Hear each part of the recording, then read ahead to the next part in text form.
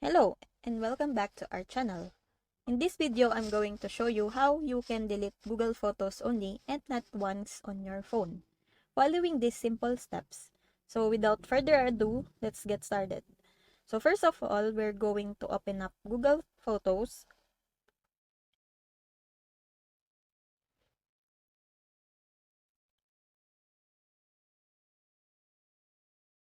Now I'm already here at Google Photos. And we're going to open up the file manager.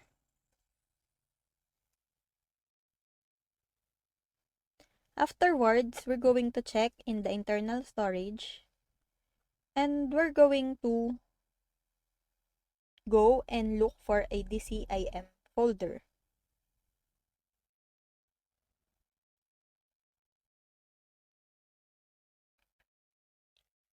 The reason why we are going to look in this because it has consistent, it has all the pictures. So we're going to look in, so it has all the pictures of the memories and all that stuff. So there it is, accessible by Google Photos.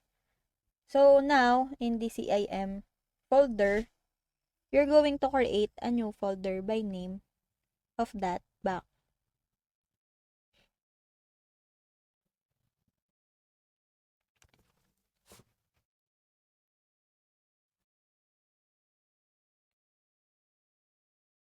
Now, we have created it. Now, we're going to do is, we're going to copy 2 to 3 images.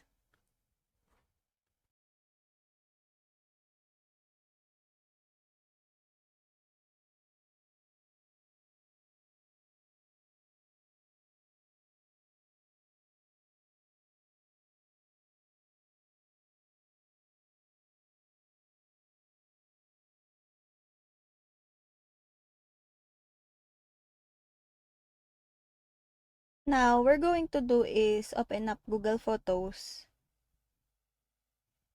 And we're going to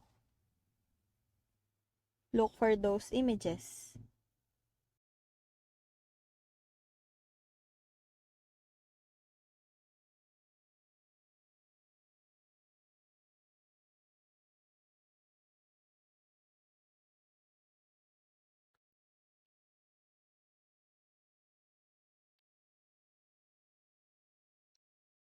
And look, it's still here.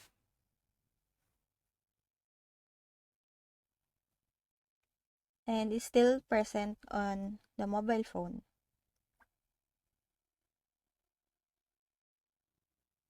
So this is how you delete the picture from Google Photos but not from your phone. So I hope this video was informative.